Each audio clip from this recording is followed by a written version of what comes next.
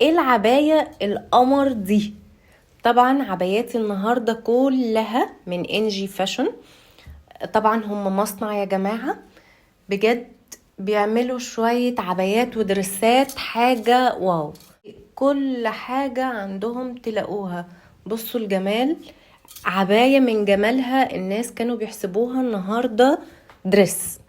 يعني في ناس بتحسبها درس ان انا انزل اخرج بيها مع انها بيتي، بس حاجة بجد جميلة قوي. عندهم اكتر من 200 موديل درسات وعبايات، طبعا عندهم لغاية اوزان 130 كيلو. طب ما تحكموا انتوا بقى على الجمال ده. هم.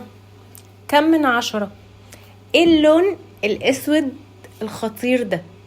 بصوا العباية. طب انتوا احكموا، دي عباية ولا درس؟ انا مش عارفة. بصوا الجمال بقى، الدراع بتاعها واسع كده، الشغل بتاعها من على الجناب ومن تحت حاجة قمر قمر. 5 عليكم بالعين.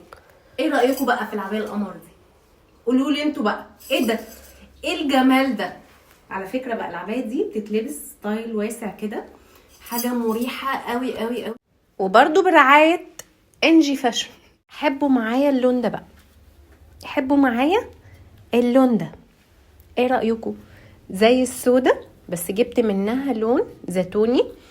بصوا بقى، ايه رأيكم؟ الدنيا ربيع، شوية ورد بقى وكده وحركات، بس حلوة حلوة قوي قوي يا جماعة. ومشيتها طرية بطريقة غير طبيعية بجد. ها، قولوا لي انتوا بقى، ايه رأيكم بقى في اللون ده؟ بتهيألي ترند على ما اعتقد يعني. بصوا، قولوا لي بقى الحلاوة والشياكة والقمر.